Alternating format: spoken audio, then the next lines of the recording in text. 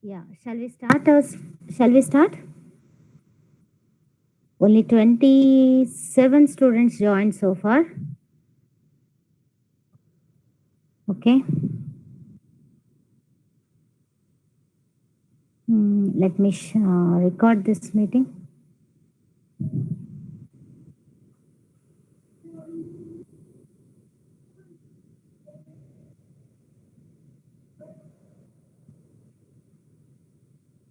Okay.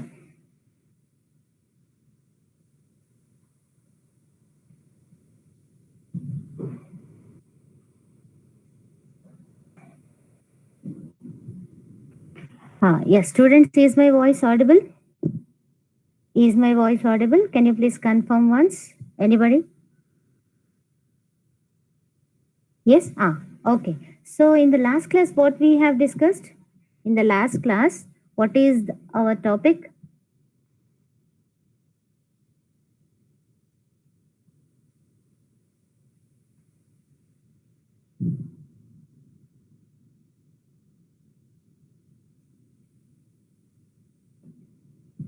I'm looking at your chat box that I'm expecting what we have learned in the last class. Last class means only yesterday. Utility classes. Very good. Very good. Utility classes we have seen, and we have discussed some of the utility classes also. Yes or no? What are the utility classes we have discussed yesterday? What is the first one? Can you please tell me?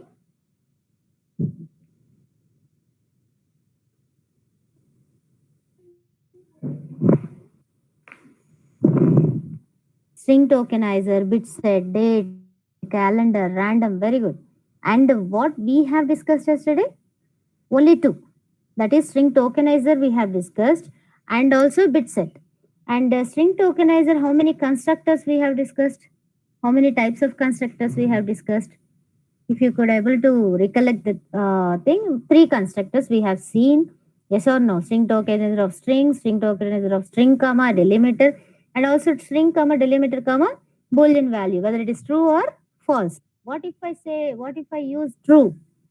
True means the token, the delimiter also be considered as token. And if I say false, the delimiter is used to separate the string. Okay, that is used to tokenize your string. Okay, in terms of tokens, to split the string into tokens. And of course, and what is bit set? What is bit set?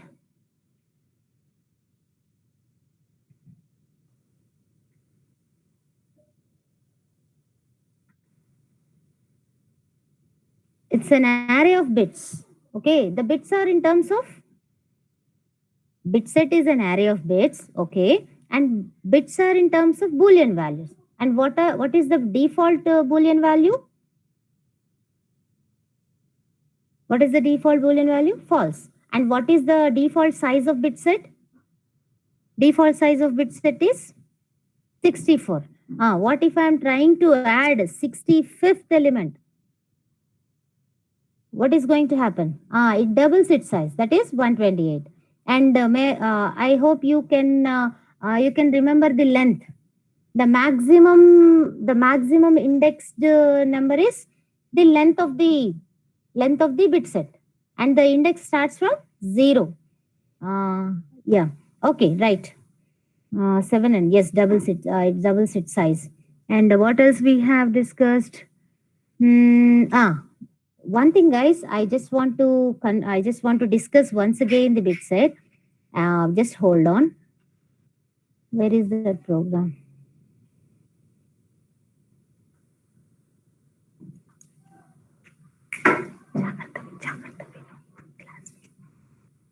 Class.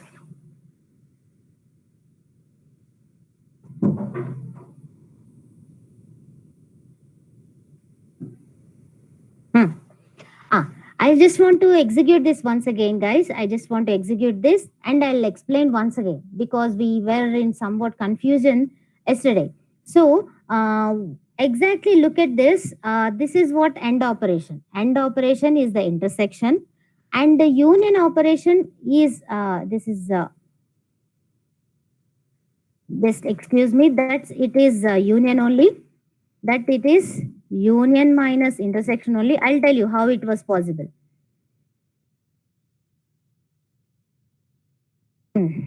Okay, just let me explain once. Okay, this is intersection operation, that is and this is or method, that is in union, and also XOR is union minus intersection, union minus intersection. Just I'll tell you once. I'll change a little, and I'll tell you once again. I'll tell you what is going to happen. Let me execute this first. Okay.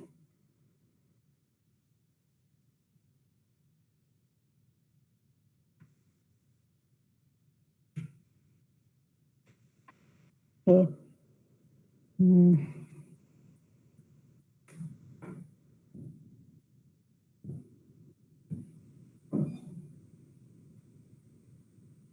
Let me adjust the size, otherwise.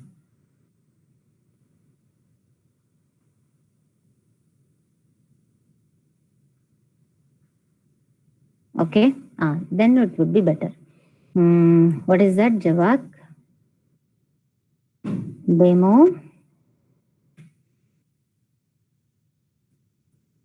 demo 3. Okay.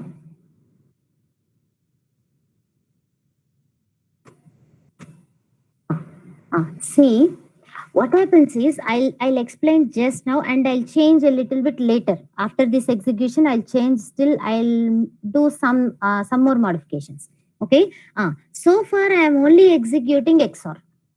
So far I am only executing XOR. Yes or no? If you could observe the comments. Yes. So this is what the initial bit set.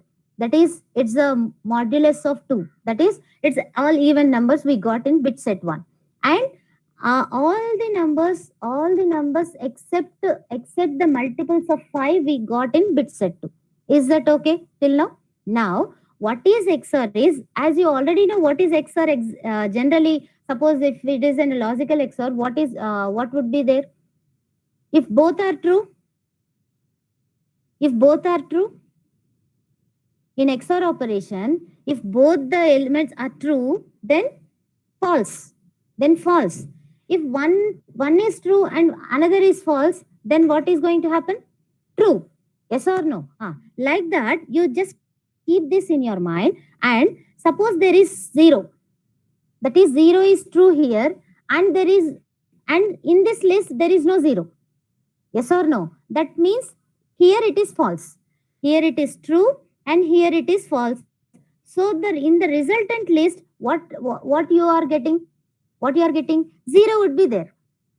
Yes or no? Now in the same way, next element 2 is there. 2 is there, and here in the first bit set, and also 2 is there in second bit set. But so true. What is going to happen? False. So in the resultant list, that element would not be there. Understood? So here in the second list, 1 is there. That is here it is true, and in the first list it is not there. That means it is false. So true and false, again we are true. Understood? In the same way, 4 is here. That is true. 4 is true, and also 4 is in the second list also. So I am not getting the 4 here. That is false. Understood? No? Understood, everyone? Yes or no? Yeah. Okay. And understood? That is what we are going to get. And I'll change a little bit right now. I'm just uncommenting. I'm just uncommenting this. Okay.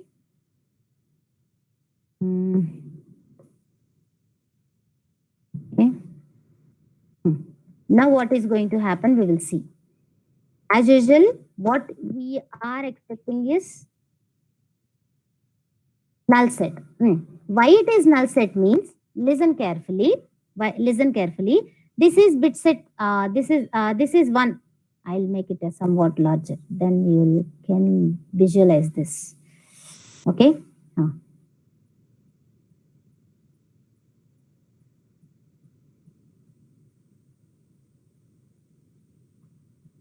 See, this is first list.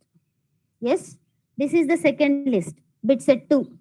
And XOR is, I'm sorry, I am looking at the old one. Okay, look at that.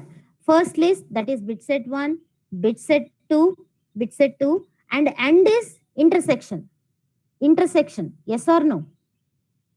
Yes or no? End is intersection, that is the common elements between the bit set 1 and bit set 2. I'll take a big pen right now.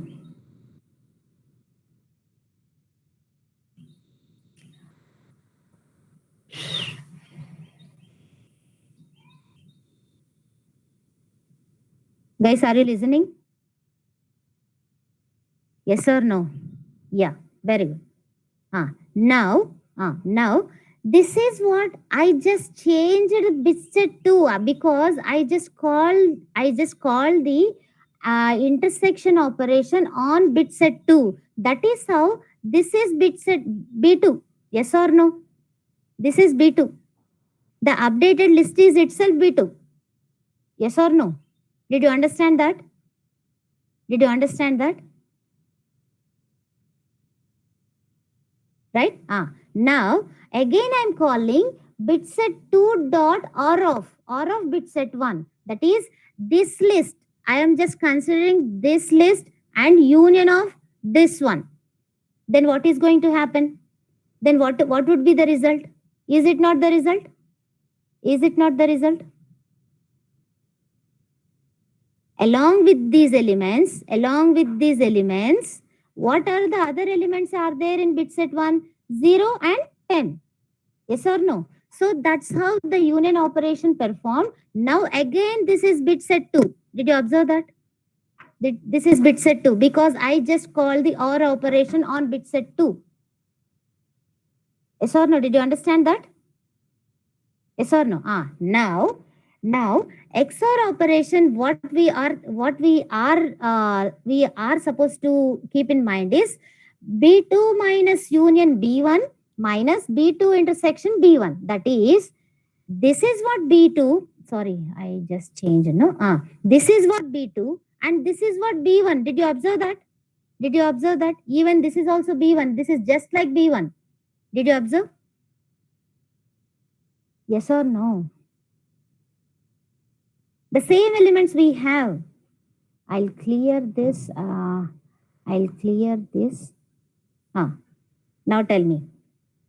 This is B2 and the elements are just like B1. Did you observe that, everybody?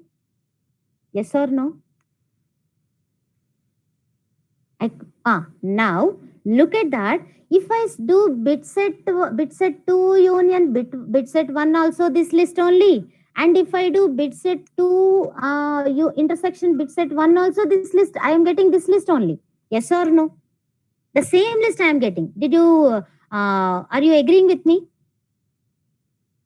Because both are same. Both are same. This is 2. Yes or no? Then as both are same, what is going to happen is if I do XOR also, what I'll be getting? What I'll be getting? I'll be getting null. Yes or no? No, one single element is also be not there in XOR operation of your bit set. Understood? Understood, everyone? This concept, did everybody understood or not? Yes? That's what. So what you need to remember is, you need to remember if I call this method on bit set 2, that list, that set itself is modifying. So you need to consider that set, not the initial one. Okay, understood, everyone? Yes or no? Right. Okay, so that's how we just discussed yesterday. I'm just closing this. Now, what you need to think, what we are supposed to continue is day class. Just a second.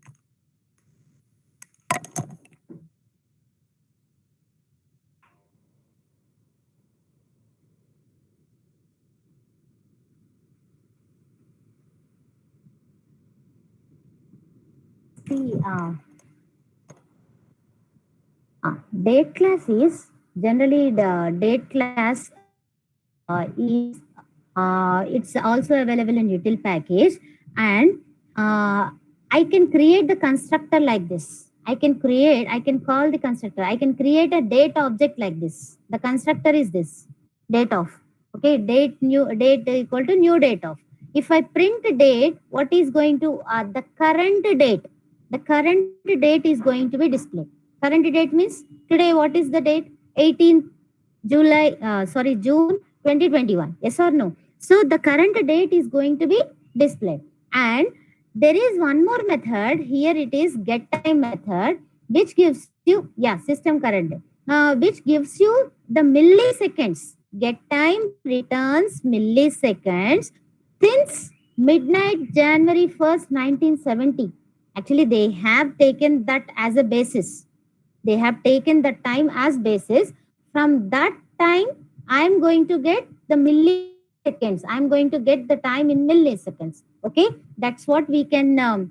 There are some, of course, there are a couple of methods still, but they are not quite useful actually. So just remember, whenever you want to print any date, what you need to do, you just remember there is a class called date class. Through the date class, I can display the current date. That's what you can remember. That is enough.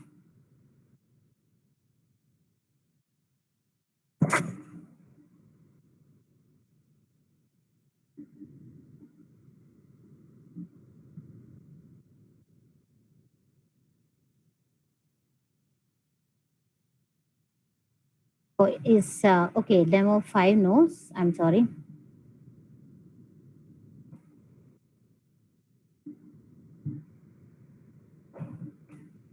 Ah, this is what the current date. This is what the current date. Okay, that is Friday, June 18th, and also the time 11 hours and 22 seconds and 52 milliseconds IST and 2021. And the time is shown in terms of milliseconds. Okay, understood? Understood, everyone? Yes or no? So whenever you want to display the date, so you can go with the, you can create a constructor, you can create an object with the date class, and you can display that. Understood, everyone? Yes or no? Yes. And the next one is,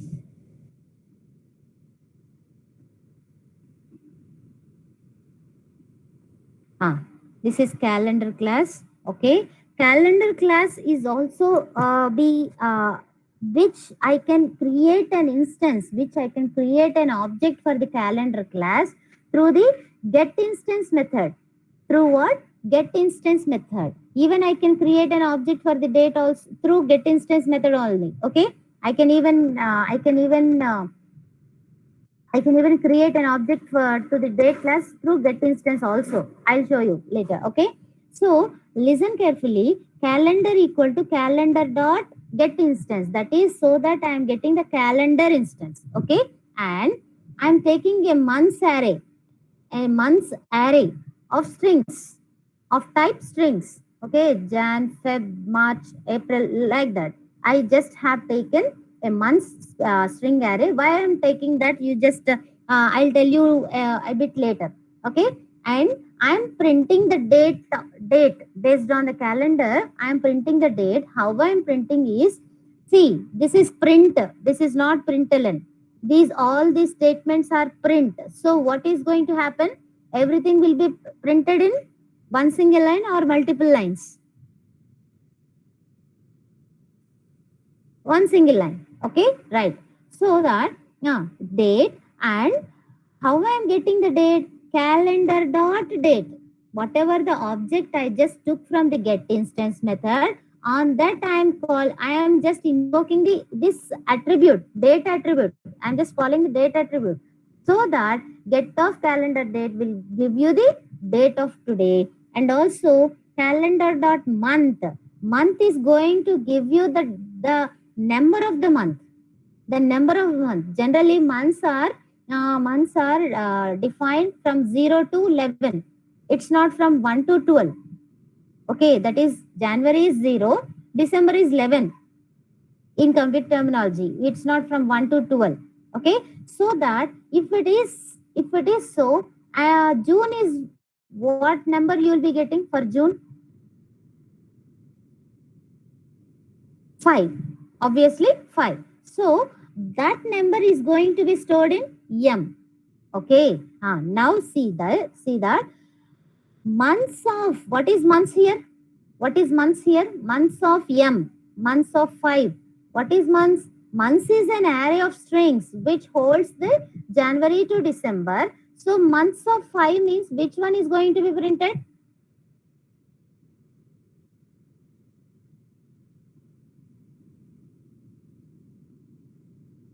Did you understand? Months is an array which we have taken here. Yes or no? Months of 5 means June. June is going to be printed. Yes or no? Is it May? No, right? As it is an array, so the index starts from 0. So if it is 5, the index is 5 means sixth element is going to be given. So, and then I can even, from here to here, I am just printing the date. From here to here, I am printing the, from here to here, I am just printing the date along with the year. From here, from this statement to the last statement, I am printing the time. How I am printing the time? Get of calendar dot hour, get of calendar dot minute, get of calendar dot second. Okay, understood now? Understood? So these are the elements you can remember. Actually, if you want to print any calendar related things, that is any time related date or month, etc., you just remember that there we have a class, date class, and also calendar class. We just explore the class, and whichever the attribute, whichever the method you require, you just use that in your application. Okay? Yes or no? And let me execute this once. Okay. Mm.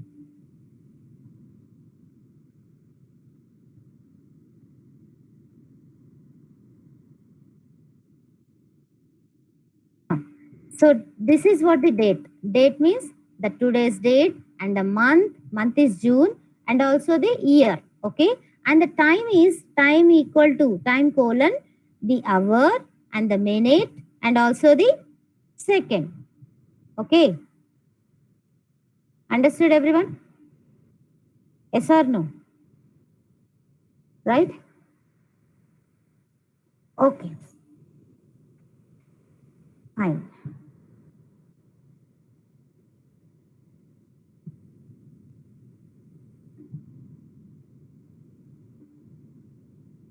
This class is what? Formatter. This class is what?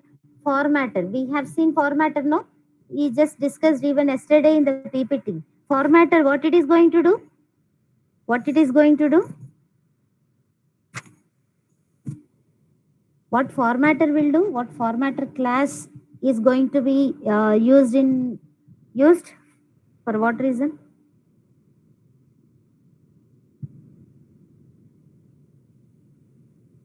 Layout justification, and very good. Excellent, Shravya. That is layout justification and alignment.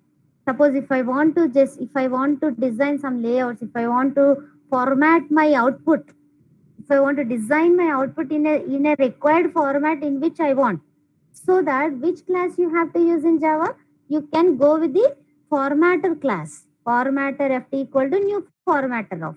Okay, so that what I'm doing is there is a method format. There is a method format. That method is taking these type of parameters. What are the parameters? This is the string actually. Formatting percentage yes. Percentage yes means what is to be replaced at that place? What is going to be replaced at that place?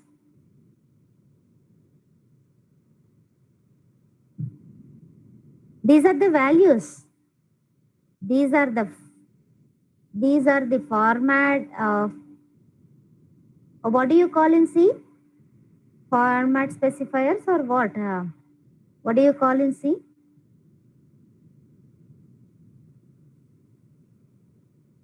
Some specifiers you will call them, no?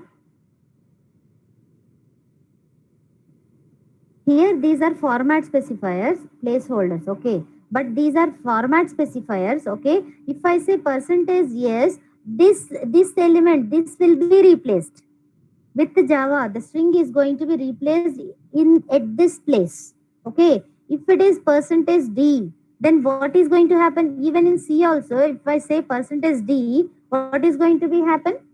The integer value is going to be replaced, yes or no? Yes. Then if I say percentage 0.2f, that is I am just even specifying the precision. After decimal, I need to represent two decimal points.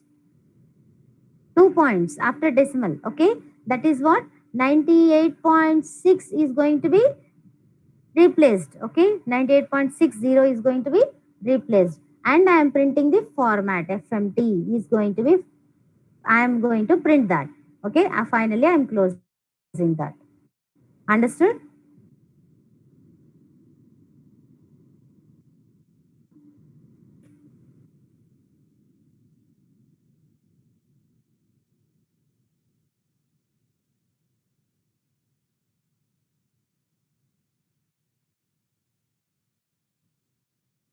Hmm. So that's what formatting with Java is easy. Percentage S is replaced with percentage S is replaced with the Java. Okay, and the values are 10 and 98.60. After decimal, you can take the precision as 2. Understood? Yes or no? Yes or no? Right? See, the last one is not that much required. So that is how you can use the utility classes, guys. Okay, you can use these utility classes in your regular day-to-day programming. You can use the string tokenizer. You can use bit sets and random, and also this date, calendar, formatter, etc. Okay, so these are the utility classes. With this, we just finished off the unit 4 collections, and we will do many more examples as the days pass on, okay. And let us discuss about exception handling. Shall we start exception handling? Yes or no?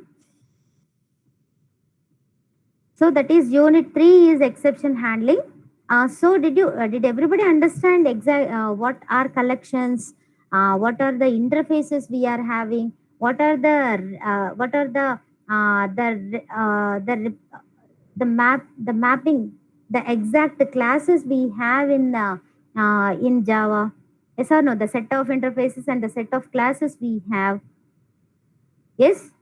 Did everybody understood? Everyone. I'm asking this question to everyone.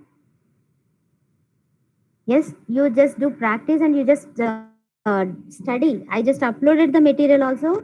So study every day. Okay, right. So let us go with this.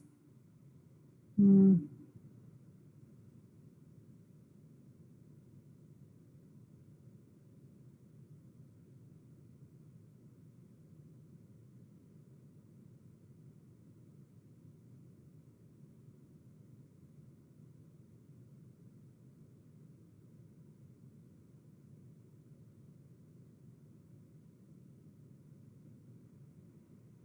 Hope you are having an exception is a runtime error. Okay. Any more? Runtime error only. Okay. Runtime anomalies. Very good. Runtime anomalies. Yes. Exception is a runtime anomaly. Okay. What is the reason we need to handle that? What exactly is it required to handle them? Is it required? Yes. Why?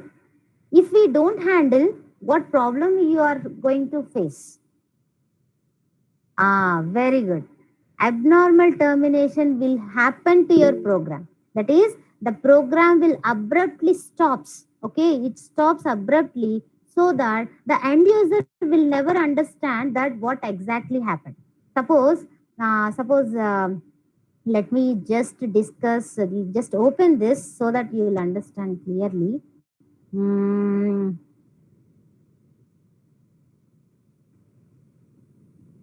Hmm. See, ah, look at this program first. Look at this program first. Look at this program. Do you think, is there any exception here? Do you think, is there any exception here? Ah, by 0. Divide by 0. Yes or no? 10 by 0, the third statement. Okay. So, if I execute this program, what output you can expect? Without, I don't want to execute right now. Okay. You just think and let me know what output you will be getting.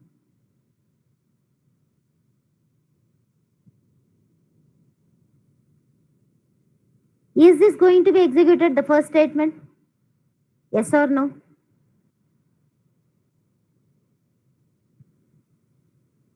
Will this executed or not? Will this first statement is executed or not? Yes, obviously, because there is no exception right now. Yes, then second statement, is that going to be executed? Second statement, yes, this is KMIT is also going to be executed. And coming to the fourth statement, what happens? Hello KMIT and then terminate. Very good, Shavya. What is going to happen is, at this statement, termination happen abruptly. The program is going to be terminated because 10 by 0 is the divide by 0 error exception, that is, it's related to arithmetic exception. So what happens, abruptly it stops the execution. And let me ask you a question, that these are the statements are going to be executed or not? No, then the statements after the exception will not be executed. Okay, so to the normal flow of the execution, the normal flow of your program is going to be disturbed without handling your exception. Suppose there is an exception, you have to handle it. Otherwise, you can. It would be like optimistic code. Optimistic code means, what is optimistic? We think that we'll never made a mistake. We always think that we never made a mistake, but it may not be true always. Yes or no? We sometimes we do mistakes, so we have to have handle them properly based on our code. Okay, that is what exception handling. And also, one more advantage of the exception handling is, I'll tell you, by showing that Word document, I'll show you. Okay, have a look at this. These are the advantages actually. It stops abnormal termination. Yeah, without going to abnormal termination, it is stopping. Okay, that, and instead of printing the status, we can display you. That is, generally, if I don't handle the exception, it is going to give you some message. It is going to give you some what is that? Some message which is generated by the JVM. Okay, but I'll show you definitely. But instead of that, I can give user friendly messages. User friendly messages I can able to give. I'll show you through program. Don't worry. Allow us to fix the error after the exception. What it is going to allow you? It will give you a chance to correct your exception. Yes or no? Do you agree with that? Suppose I just have a knowledge that after getting the exception 10 by 0, okay, I am getting the 10 by 0 exception somewhere in my program, so I need to modify. That sense we are getting, no? Yes or no? So that this is going to give you, and it allows us to fix the error. Okay, understood? These are the advantages of the exception handling. And okay, this theory you can read. And what exactly important, this is already, did I share this already? If not, I'll share today. So you just go through the document also. Okay, yes, yes or no? And you just, there are exception types, there are some exception types. I'll tell you, just look at this figure and we will go and we will move further. Okay, This figure is important actually. Okay. See, exception handling generally they are two types. Do you may I know what are the two types? Do you have? Do you know? Do you have them in C++? Here in Java, exceptions are generally uh, exception and error. Generally, the anomalies are divided into exceptions and error. Okay, understood now?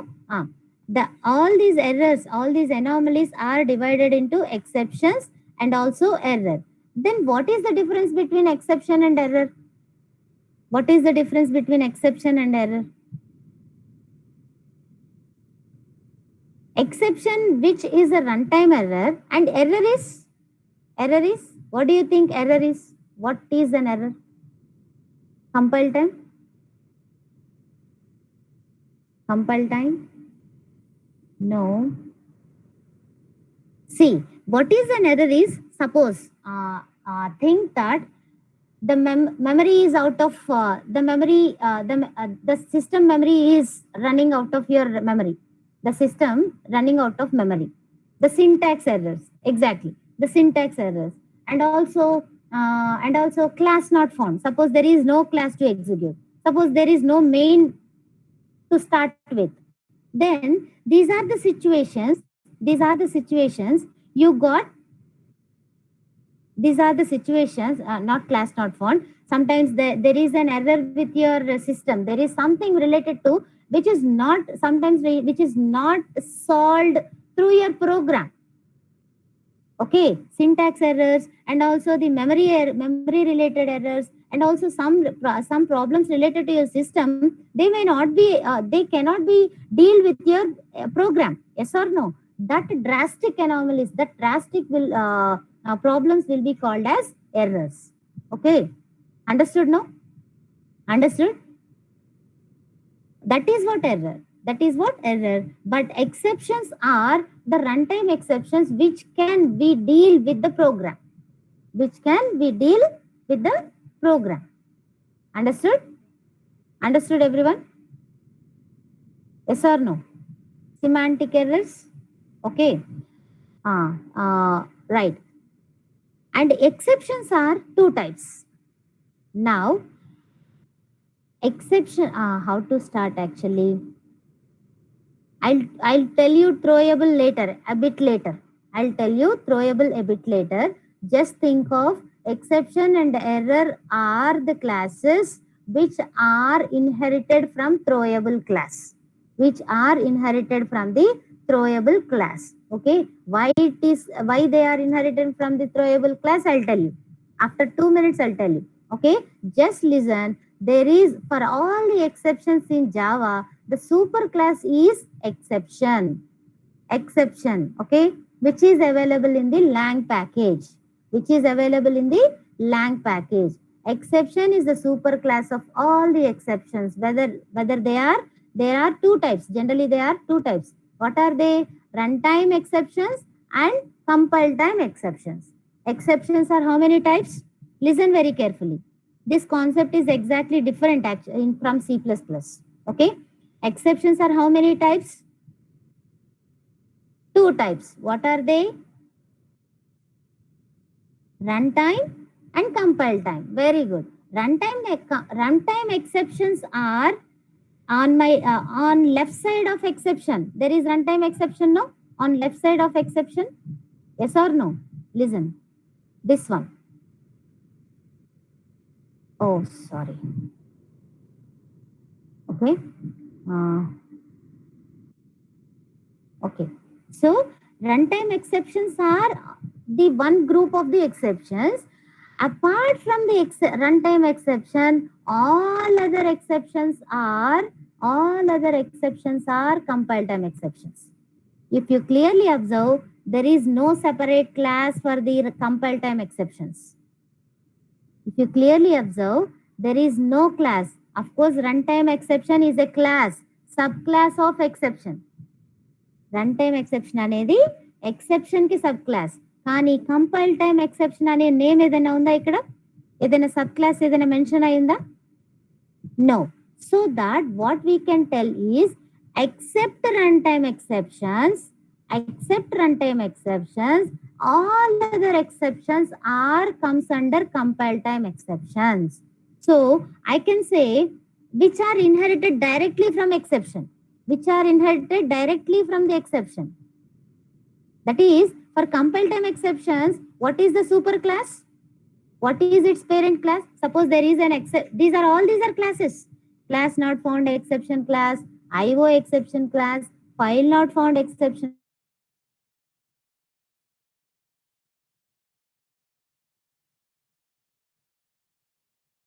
Is a class. Is a class in Java. It's a class. Everything is a class. Okay. Okay. So suppose I am taking class not found exception. What is its superclass? Can you please tell me? Can you please tell me? Exception. Okay, guys, please do respond. Please do respond. Is it confusing or is it clear?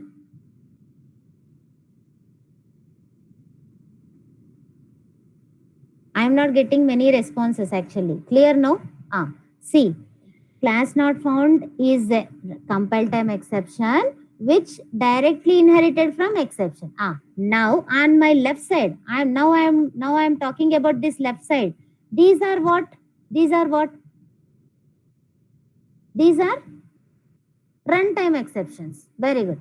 Now I am taking the example as arithmetic exception. Arithmetic exception is extended from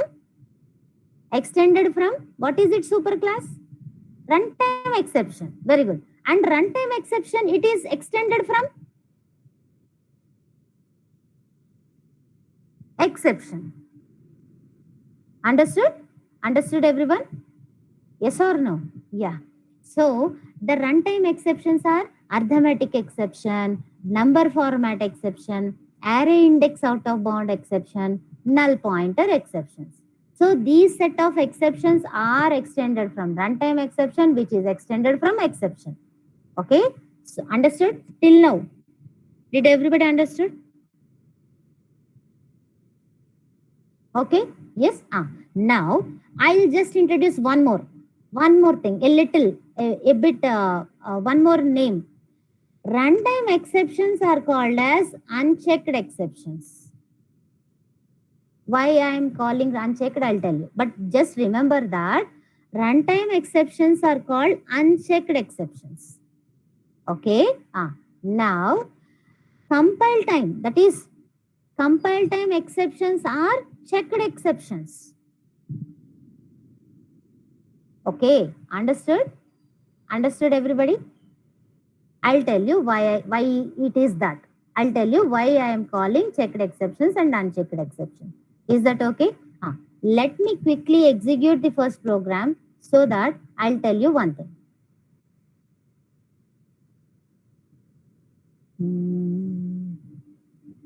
Okay. Just remember the program. Okay.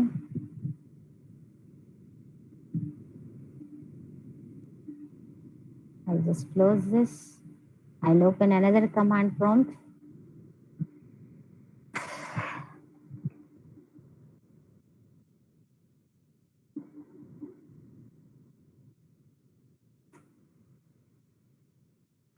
Okay.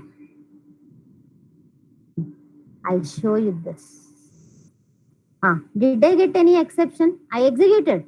Did you observe? I executed the program. I just compiled the program. Did I get anything? Guys, I'm asking you, please respond. Am I getting any exception or any error, anything? No. Yes or no? Please do observe. This is very important. Please do observe carefully. Now I'm running the program. Just now I compiled, but now I'm running the program. I'm executing the program. What happened? Sorry, there is a spelling mistake.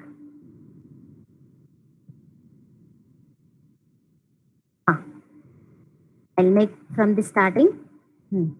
See, I'm just compiling the first program. Did I get anything? I did not get any exception or any error so far. Okay. And I'm just executing now. Enter. So what happens? Can you just look at the output? Can you just look at the output? Hello got printed and KMIT got printed, but at the while executing the third statement, I got an exception, which is arithmetic exception, which is divide by 0. And okay, understood? No, till now you just understand. I got an exception, which is arithmetic exception. Now, can you please tell me, is this exception I got while I am compiling or while I am running the program?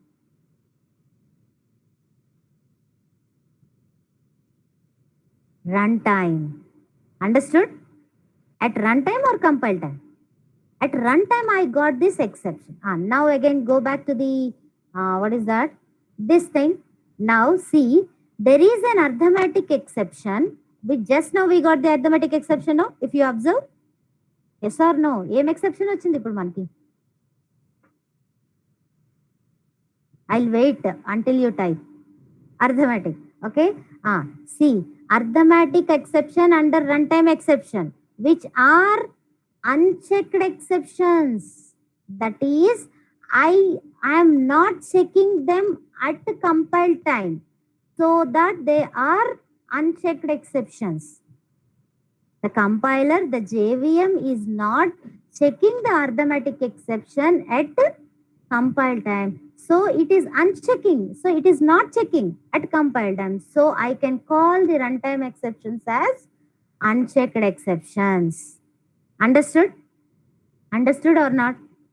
And the IO exceptions and file, suppose, file not found exception. File not found exception. File not found exception, we already seen this, we just include this file not found exception and IO exception in unit 2. I just introduced. Did you observe that? Did you observe that? Along with the definition, along with the declaration of the method. Suppose class, so and so class, throws IO exception, throws file not found exception. Yes or no? Yes or no? Did you observe that? File నేను relate చేసినప్పుడు, file ఏదైనా నేను include చేసుకొని నేను ఏదైనా execute చేసినప్పుడు, ఆ file కనుక లేకపోతే ఏం చేసింది అది? whichever, suppose if I include text, test1.txt, suppose example1.txt. So if I don't include that file, if that file is not there in the directory, what happened? What happened? It just erases an exception even in the compile time. Yes or no? Yes or no? Did you observe that? I just shown you already. I just experiment on that. Right? File not found type of exceptions, the compiler will not allow if the file is not there. Akkada file lekapothe what you will do with that? Yes or no? If the file is not there in the directory, what you will compile, what you will do?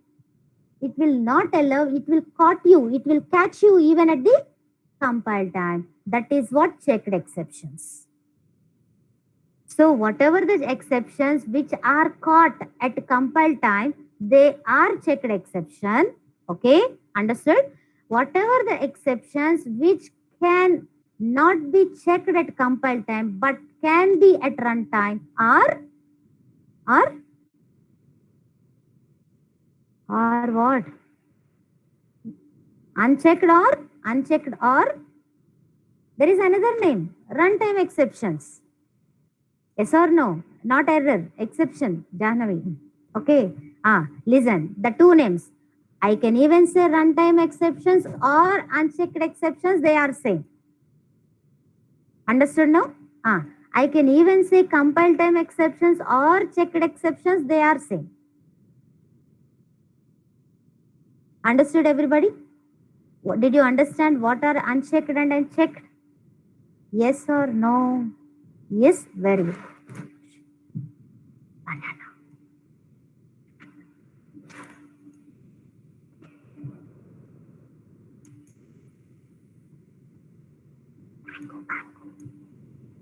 Yes? Okay. Hope you understand what is this. Hope you understand what exactly, how many types of exception handlings, how many types of exceptions we have, and what are the unchecked exceptions, what are the checked exceptions. I'll ask you the random questions. You know very well from where every class, I'll just start with the questions. Yes or no? Because I just want you people to recollect the concepts. Okay? So that please do remember. And one thing I want to tell you is from here itself, see, where I'm getting such a big information, yes or no? I'm getting this much of information from this exception. Understood? Understood, everybody? And if the client looked at this, if the client looked at this statement, the client doesn't understand why this only hello and KMIT printed, why the remaining things will not be executed, why this statement I am getting, what is this statement, what is this arithmetic exception, why I am getting this, he couldn't understand. A customer, that is a client, couldn't understand what happened exactly. Yes or no? So that we have to provide some exception handling along with this code. Then how it is going to be done, we will see. Okay. See, what is going to happen is generally when an exception comes, at this statement the compiler understands there is a problem. Listen carefully. The compiler will have a knowledge, will understand that okay, there is a problem, and it understand what type of problem it is. The compiler understand what type of problem it is. So what type of problem actually it is? It is divide by zero problem, which is related to arithmetic exception. Understood? Understood or not? Yes or no? The compiler understands there is a problem, and it we even understand what type of problem it is. So that it understood that it is a problem with arithmetic exception. So it creates an exception object. It creates an exception object. It creates an exception object of type arithmetic exception. AE. Okay? Understood, no? It and it prepares with the message. This is an object, arithmetic exception, and it prepares with the message. What message? Divide by 0. Okay. Sorry.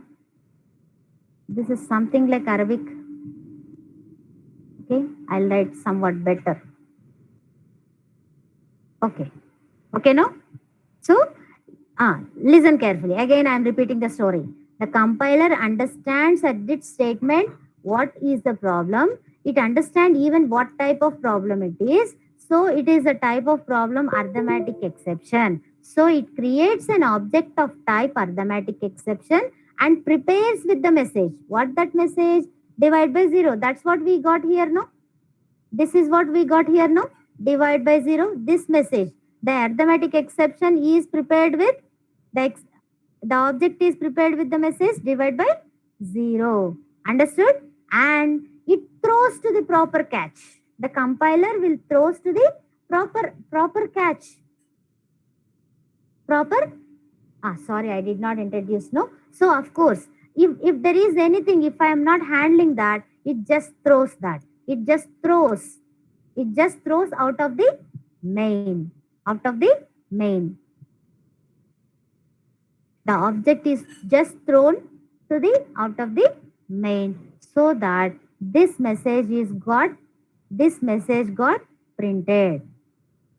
So that is how the exception and error are the exception and error are so the exception and error are extended from throwable class.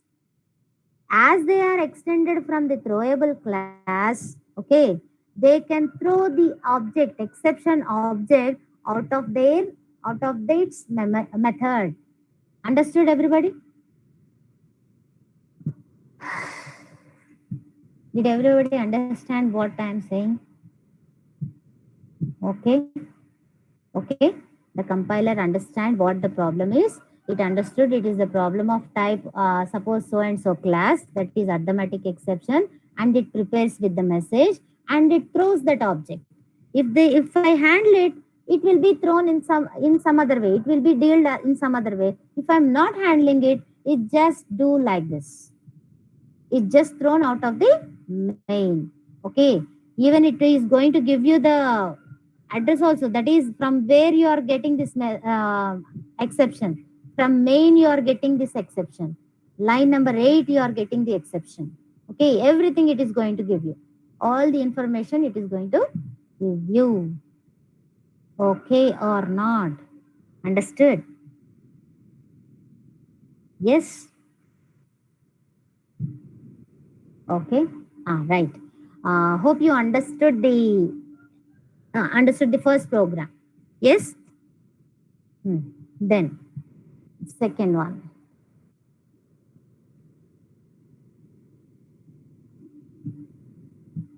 Now look at that. How can we handle any exceptions? How can we handle any exception? How can we handle? What we need to provide? What you will provide in C++? Try catch blocks. Very good. Try catch blocks. So we will discuss later after some time, Shravya. Okay, just we will just keep that in mind. Try and catch. Okay. Now what we are going to do is, how we have deal our program, how we have handled our exception is, see, I just maintained after these two statements, I just maintained a try block and also the following catch block. Yes or no? What are all the statements I can keep in try?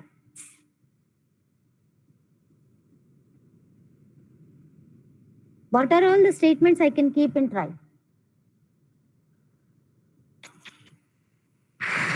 Can you please tell me? What are all the statements I can keep in try?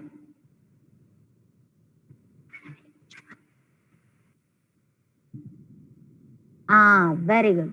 The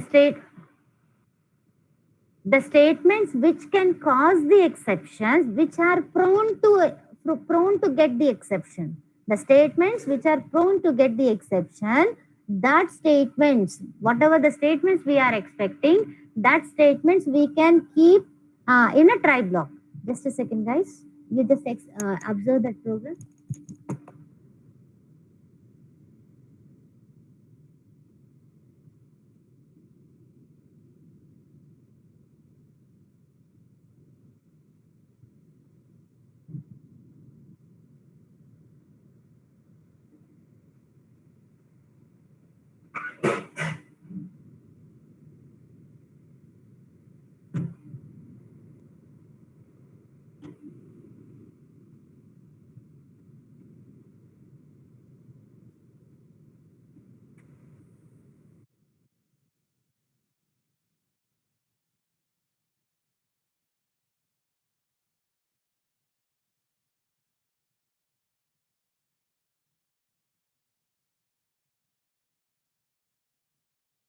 So what are the statements we can keep in try? The statements which can cause, which are prone to get the exception, that statements we can keep under try section. Okay. And what is there, what we can keep in catch section? To handle the handling code we can keep in catch. Okay, understood everyone? Yes or no? Yes or no? See, how we are handling here is, actually this statement, have a look at this. I'll just show these a bit later. I'll just uncomment this. Okay, now see, have a look at this one statement which I kept in catch thing. How I'm handling is, I'm just handling in such a way that I'm just printing my user-friendly message. User-friendly message is, I'll execute this and I'll tell you. Okay. Now tell me, user-friendly message is the message which can be understood by the user. Very good, Shravya. That is, previously, if I shown this message, if the message displayed like this, they will not understand, they may not understand. Okay, but if I give the message, the problem exactly in simple terms, like divide by 10 by 0 is invalid operation, then the user will understand that okay, I just made a mistake, that 10 by 0, so I need to correct that. Okay, understood, no? So I am handling in this way. You can even handling in any way, you can handle any way, but right now I am handling that I am providing a user defined user friendly message, that is which is understood by the user. Okay, and now can you please tell me, is this hello is going to be printed? You just expect the message, expect the output flow. Yes, everyone please respond. 6J. Okay, yes. Then KMIT is going to be printed, yes or no? Yes. Then at this statement what is going to happen? At this statement what is going to happen? Just now I just narrated one big story, no? That everything is going to be happen. That is, the compiler will understand the problem and it prepares an object of proper type. It prepares an object of the proper exception type, that is arithmetic exception type, and it throws out of the try, and it throws to the proper catch. Is there any proper catch? Did we provide any proper catch? Yes, we have provided. Yes or no? Yes or no, guys? Are you listening, everybody? Yes. See, a proper catch is found, so that this catch is going to be executed. This catch is going to be executed. Okay. In catch, just now I am having only one single statement. So is this going to be executed? Yes or no? Right. Yes. Now, will this going to be executed? All the best. Bye. Are these statements executed? Yes. No. Why no? Why no, Jahnavi? The exception is already handled, no? The exception is already handled, no? Then what is the problem for the compiler to execute these two statements? It will execute. It will execute. Yes or no? So it was handled. The exception which it raises in the statement, it was handled here. So there is no pending exception. From here onwards, I will use this word pending exception. Is there any pending exception after this? No. Yes or no? Because so that these two statements will be executed. Right? And what is this? Arithmetic exception is arithmetic exception. What is that actually?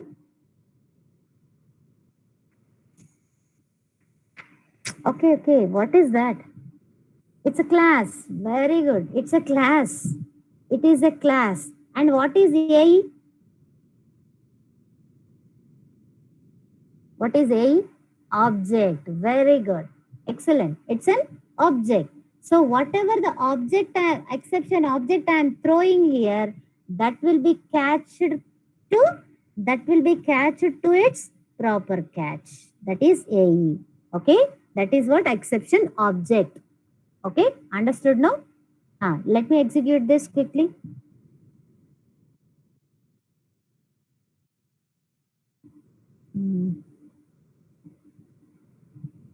Okay. Control, yes. Okay. I'll keep this here. Is that fine?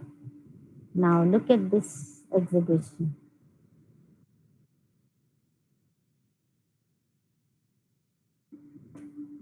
Now what happened? What happened? Now is that program stops abruptly? Oh, I'm sorry. Yeah. Yes. Thank you. So is that program stopped abruptly? Is it stopped? No. Yes or no? No. So what is going to happen? What exactly printed? So 10 by 0 is invalid operation. So the program flow is, the flow of the execution is as usual, as normal flow, and the program did not stop abruptly. And even I can provide the user understand the statements which can be understand by the user. Okay, understood now? Did everybody understand the second program? Yes or no? Right? Very good. Hmm.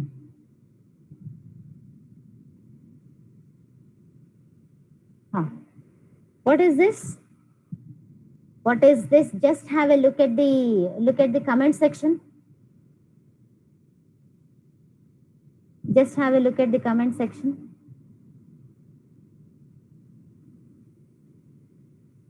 Demonstrate, to demonstrate finally block. Another example. Another example. Why another example? Finally block. That's it. To demonstrate finally block. What is finally block is? What is finally block is? I'll tell you.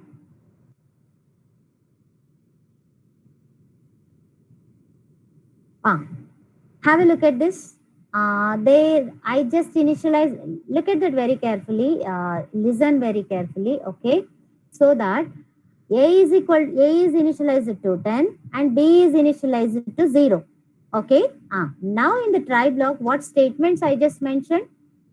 C is equal to A by B. What does it mean? What does it mean? Exception. So is this statement is going to be executed? Is this statement? No. So it from this statement itself, it goes to the its proper cache. Of course, I found a proper cache, luckily, so that it is going to execute. It is going to execute this thing. I just forgot to explain this. No, let me go back. Just excuse me. I need to go back. That I need to explain this. That is, in this program, I need to uncomment these things. What exactly get message is, I need to introduce right now. Okay, what is get message? Get message is, look at this. Look at this. Hmm. See, what is this? What is this?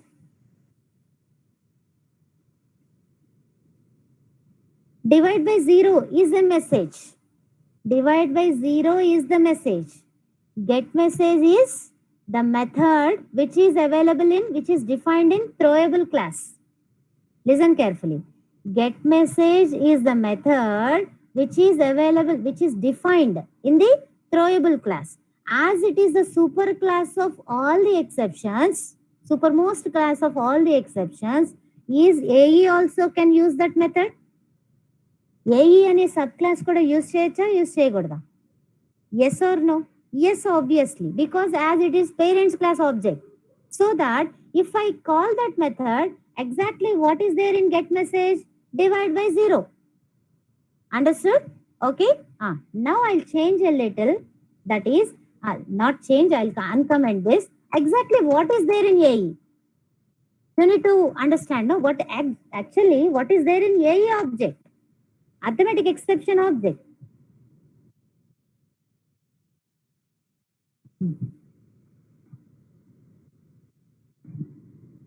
This much is there in AE object. That is the type of the exception and the message. I already told you the object is, it understands what type of exception it is, and also it prepares with the proper message. Understood? So what is there in AE?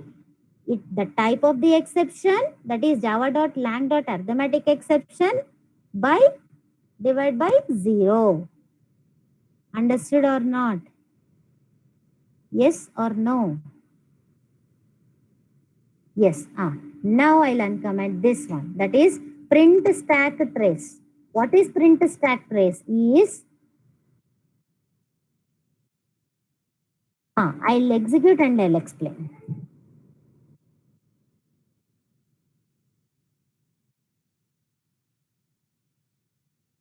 See.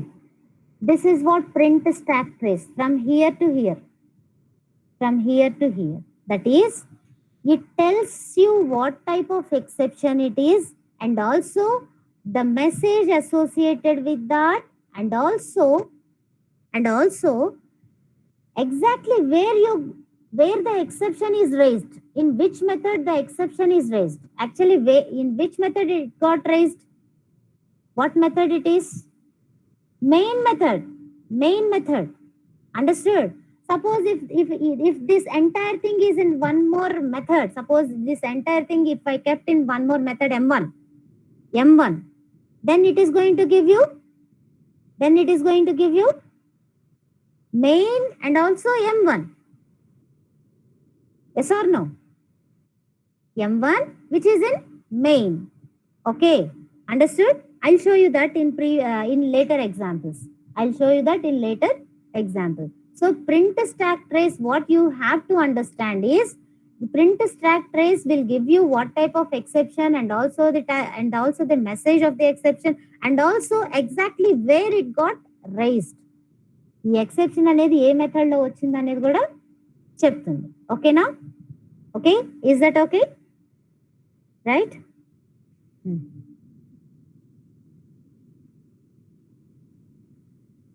Now look at this. So this is not going to be executed and it comes to the proper cache, that is arithmetic exception AE. And what is AE? AE lo em print avutundi? Error colon and what is AE? What I am trying to print here?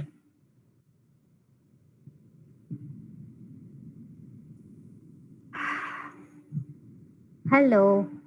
I'll stop with this. Don't worry guys. I'll stop with this program because I think you are feeling hungry.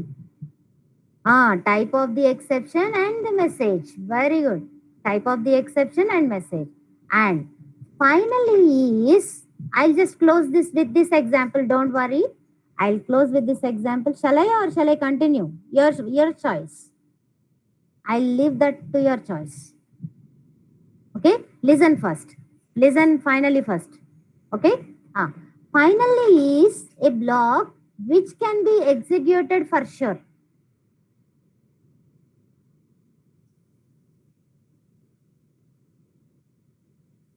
Finally is a block which can be executed for sure. For sure it is going to be executed. That is, whether you handle this exception, whether you don't handle this exception, the finally is going to be executed. Okay? Understood? Yes or no? Right? So I'll tell you why it is going to be like that. I'll tell you. See, in the first program, suppose if I did not provide any proper cache here, what is going to happen? I'll tell you that example later. I'll tell you, let me execute this. I don't want to confuse you right now. Okay.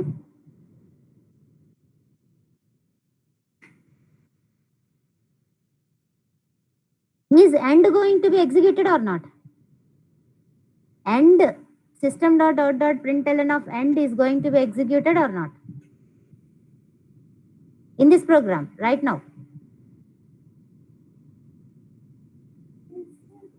It will be executed. Yes or no? Yes, obviously it is going to be executed because the exception is handled. There is no pending exception. So AE already you expected, and finally I already told you finally will be executed for sure, whether you handled or not. And obviously the final statement, that is end, is going to be executed as you handle the exception. Okay, let me go with the next one, please.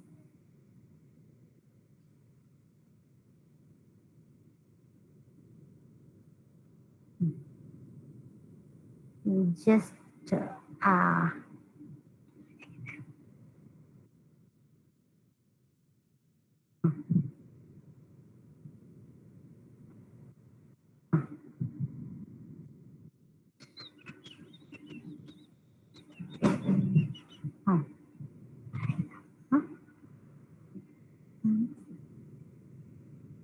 Now what happened, guys? What I have changed?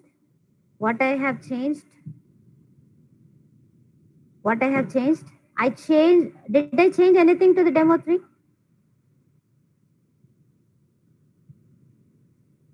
Yes or no?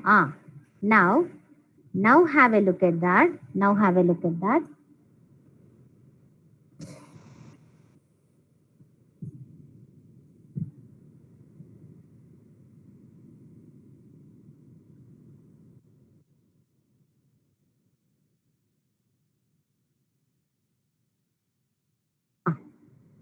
What happened?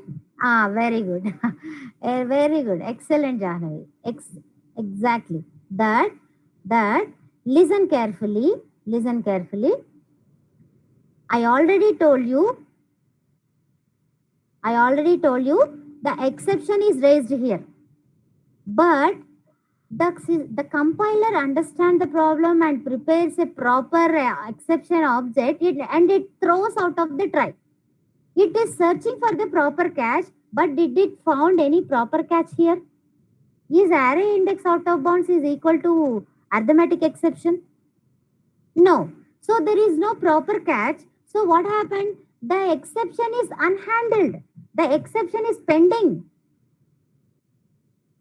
Understood now? It is still pending. The exception is, it is a pending exception. So what happened? It is not going to be executed. It is not, this is not executed. This catch is not executed. So this statement is not executed. But I told you already, finally be executed whether you handled or not. Whether you handled your exception or not, that but finally is going to be executed.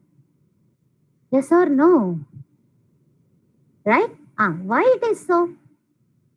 Sometimes in try block you might have used, that is in the beginning of the code you might have used, suppose you might have used some resources. What is the use of finally? That's what I am telling you, Jahnavi.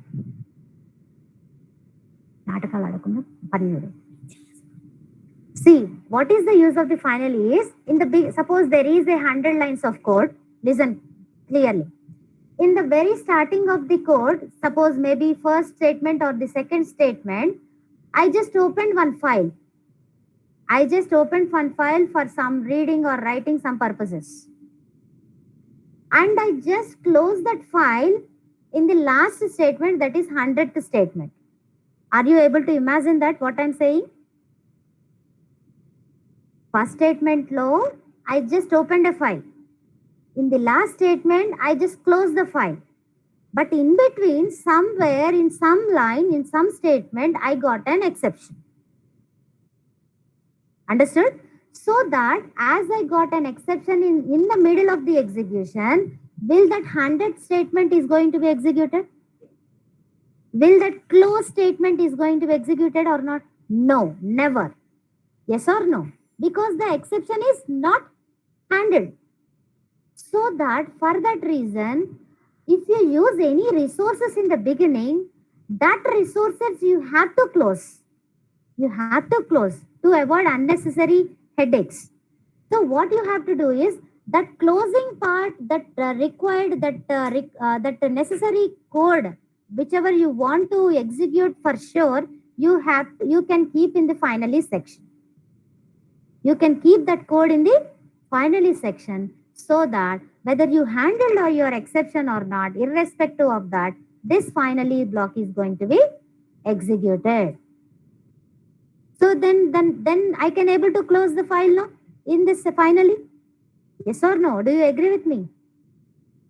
Yes? That is what the use of the finally. Okay. And why it is end is not executed right now? Because I did not handle the exception. Because I did not handle the exception. Yes or no? And one more change one more change I want to do. Now can you please tell me the flow of the execution? Can you please tell me the flow of the execution? I'll just minimize this because I need to see your can you please tell me the flow of the execution? ఏమేం print అవుతాయి ఇప్పుడున్న programme లో? If I execute this,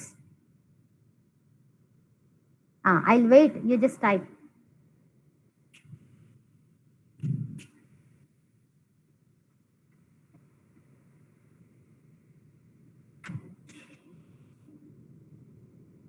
Hello students will not be printed. This will execute. Ah, this will execute.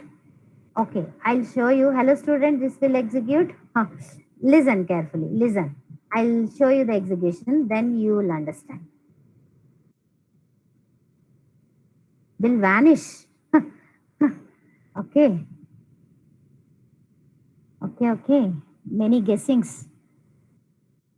See, this error I want to show you actually.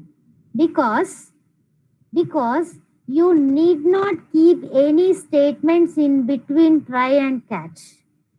Okay. The try must be followed with a catch or else finally. Understood now? I'll talk about that later.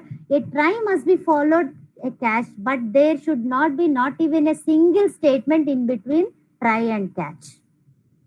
Okay, understood now? You should not keep anything in between try and catch. The catch always be followed your try. Okay, understood? Now I'll tell you one more. I'll just remove this, of course, and I'll just even delete this. I'll just even delete everything. Ah. Is this going to be executed right now? Is this going to be executed right now? Yes? Let me do.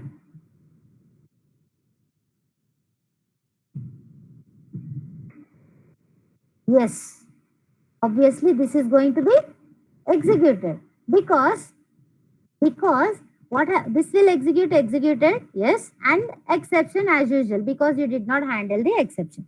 Because a try must be followed the catch or else it may be followed with finally at least. Understood now? Understood what I'm saying? A try must be followed by catch, and also, of course, there may not be catch. You can even you have to specify at least finally. And one more rule you have learned: you should not keep any statements in between this. Understood now? Okay, I'll ask you tomorrow. For sure all these things. Okay, you just remember all these points, guys. Okay, fine. Shall we close with this or shall we continue? Let's go with the programs or shall we continue? What do you say? Your wish. Your wish.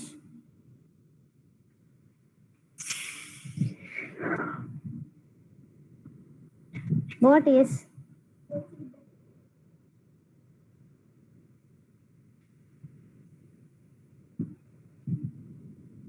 Close method. Okay. Shall we wind up? Shall we go with the programs? Yes or no? Can you please tell me? At least. Yes, programs, no? Okay. So today you have two programs. Okay. We will continue from demo 4 from tomorrow. Tomorrow we have morning session, no? So we will continue from that tomorrow. And one more thing, Kritika.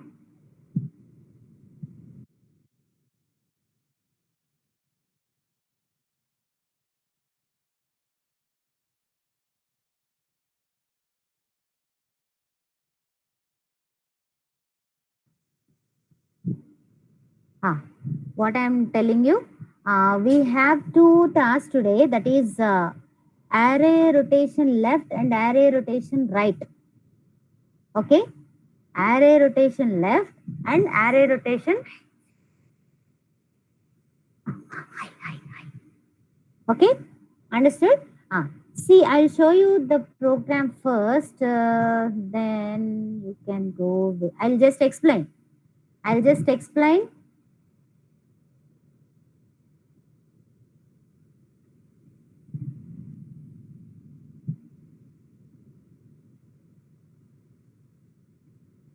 Listen carefully.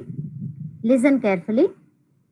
See, the example is this. The example is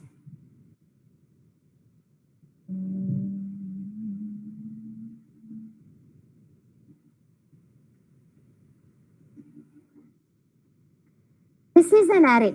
Okay, listen carefully. This is what the size you need to take from the user, and it is an unsorted array, and the size is n.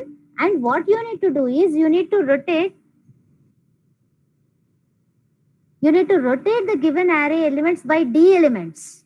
By d elements. D elements means I will tell you how many elements we need to rotate. That is clockwise direction. In clockwise direction. That is what right rotate. Okay. Right rotate means, listen carefully. The elements are which are there in left will move to right. Will be moved to right. Okay. Let me take the pen first.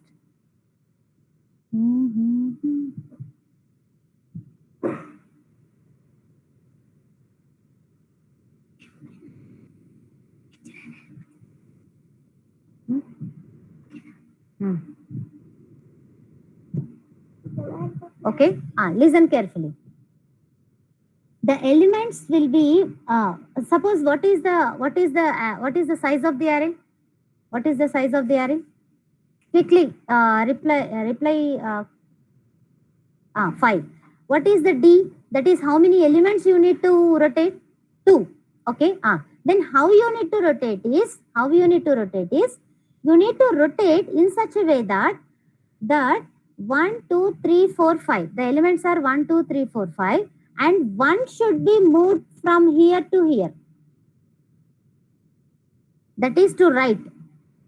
The element should be moved to right. Okay. 1 should be moved to right, so that your elements are now 3, 2, 3, and 4, and 5, and also 1. Okay. Now, again, as I need to rotate 2 elements, no?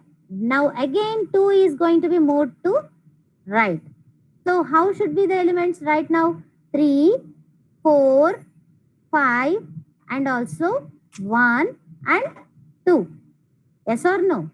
So, moving the elements to the right is the right rotation in clockwise direction of 2 elements. This is how you need to get the output. Okay.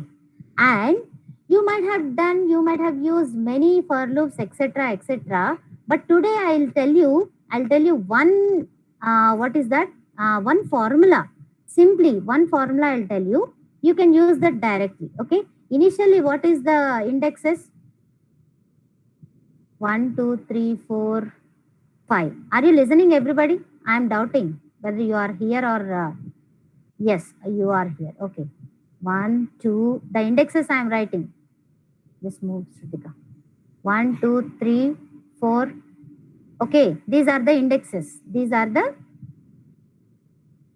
just slicing the array and merging. Your wish. Your wish. Okay. Your wish, based on your wish, you can move. But these are the elements and these are the indexes. Now, what we can do is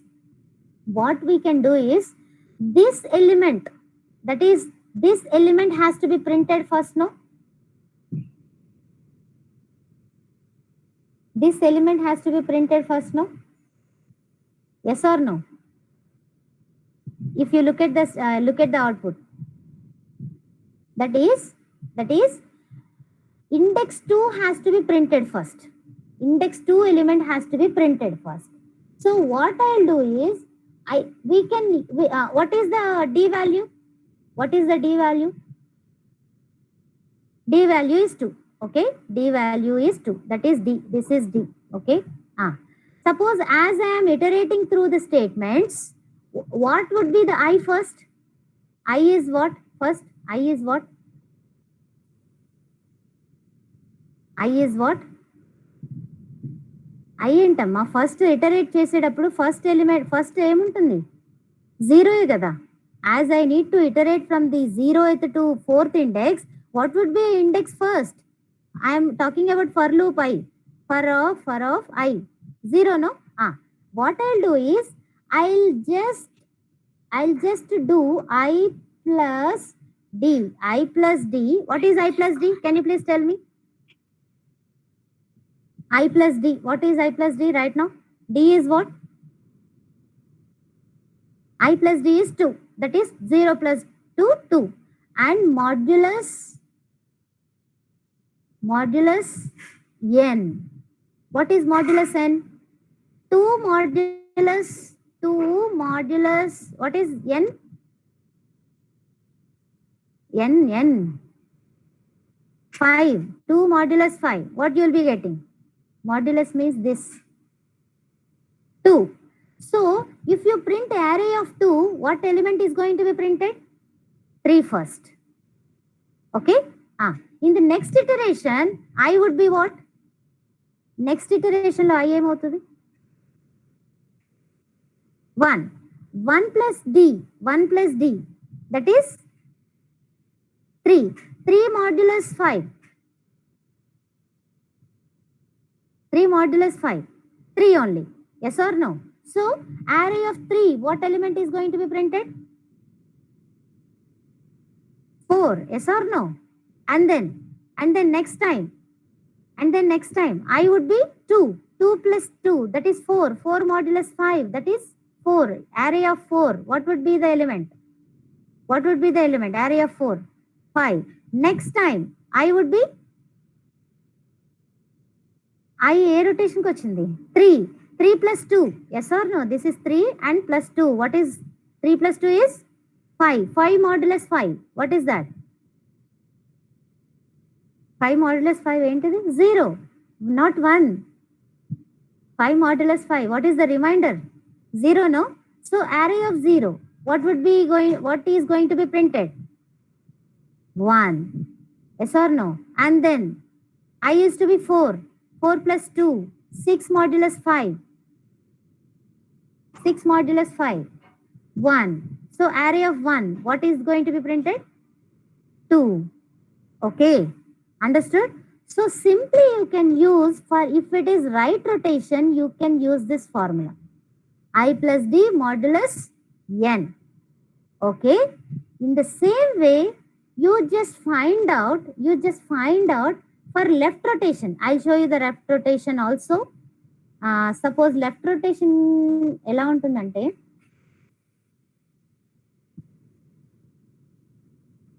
see 1 2 3 4 suppose 5 and maybe 6. If I take 6 elements, how would be the right rotation? Sorry, I'm talking about left rotation. That is, the element should be moved to left. Okay. That is the now if I move 6 to the left, 6 1 2 3 4. Yes, exactly that. Exactly. No. Wait. 5. Okay. This is how my list is. For D is equal to 2, I am talking. Yes, for D is equal to 2, then again I am rotating. If D is equal to 2, just one rotation I have done. Again a left rotation. So 5, 6, not 6, 5, 5, 6, Janavi. 1, 2, 3, 4. Okay. This is how you need to get. Okay, right? This is how your output. If D is equal to 2. Okay, if D is equal to 2, then what you need to do is I'll ask you to find out the yes n is 6. Find out the formula for this, just like this. ఇలా ఎలా అయితే formula right rotation formula use చేసామో, you need to find out the formula by using n, by using d, that is the elements which you need to rotate, how many elements, and also I. These 3 you need to use and find out the formula. Shall I tell you, or will you find?